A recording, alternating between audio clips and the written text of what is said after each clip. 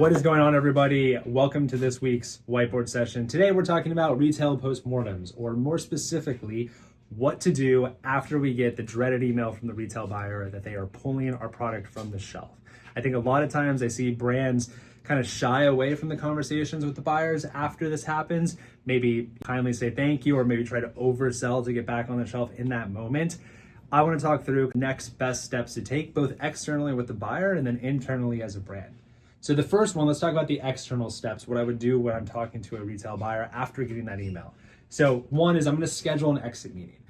Very important. This meeting is not selling or pleading for that buyer to keep you on shelf. This is just a fact-finding mission for you as the brand. You want to understand what you could have done better, what KPIs they were looking for, what other brands in the space that they are keeping on the shelf are doing or having success with.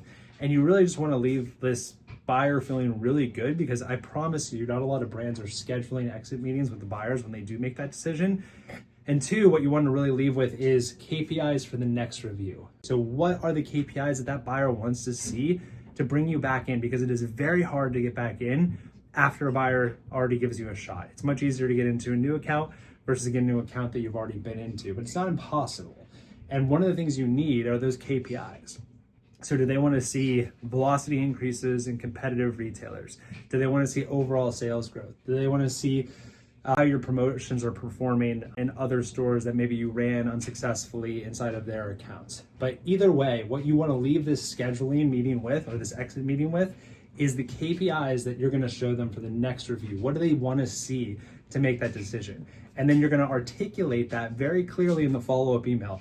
Hey, thanks so much for your time today. Over the next year, between now and the next review period, we're going to work on these bullets that we discussed, and we can't wait to be reconsidered at the next review period. You're going to follow up with them quarterly. Again, you're not selling them, you're just following up. You're sending them little notes, little updates. Again, you're not necessarily going all the way back to like, hey, here's the progress we made on the KPIs, because they're not reviewing your product yet. But what you're talking about is just small wins, things that are happening, new SKUs that are launching, new stores that are launching. Create that FOMO, create that excitement, and get them, just kind of establish that relationship so there's a friendship there when you go to present at the review, most likely 6 months, 9 months, a year after you've been kicked out. This review period is going to be much different, right? You've already been in, they know about your brand, they know the founder story. This is just to say, the last meeting we had, these were the KPIs that you defined as, if we hit these, we would be back in. Well, I'm excited to talk you through how we've hit these different bullets, or if you're not there on a few, how close we are to hitting those other bullets. You're going to make it basically as bulletproof as possible, that pitch on like, hey, here's everything you told me we needed to do over the next year. This is how I've de-risked you bringing our brand in. And I took that feedback and I basically implemented it at other retailers, and I'm ready to now implement it again at your store.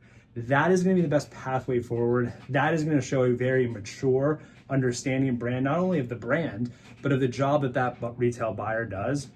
And they're going to be blown away by that. They're going to appreciate that. And I promise you, most brands are not approaching it with that sort of direction or follow-up after.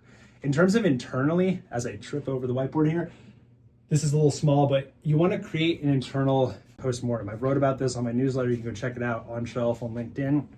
But really, you want to have an internal document that talks through these two pieces, right? What came from the exit meeting? What promotions did you run? What was the density of the stores? What was the layout of the stores? What part of the store were you put into? You want to understand every little piece of that, because maybe it was a 50-store test in states that you weren't comfortable with, or maybe it was our smaller format store. You want to understand those things. So when another retailer comes to you and they say, hey, we want to test you in these 50 stores, and it's very similar, or hey, we want to test you in our smaller format stores, or hey, we want to test you in this category, this aisle, like, you need to understand where your brand succeeds, and you need to be able to look back at that post-mortem of a Whole Foods or a Walgreens or a Target or whatever it might be, and be able to say, hey, listen, like, this is why we weren't successful in those accounts. We're going down this pathway again. We have to stand firm in how we're going to be successful moving forward with your account, because we have the historical background to go back and look at that and understand what we need to do moving forward. So it's just a really healthy document.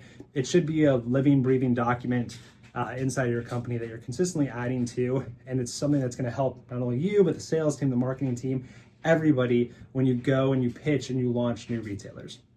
All right, that's it for this week's whiteboard session. Let me know if you have any questions. Comment on the video if you have any experience with this. Let me know how you follow up with retailers after getting kicked out of a retailer yourself.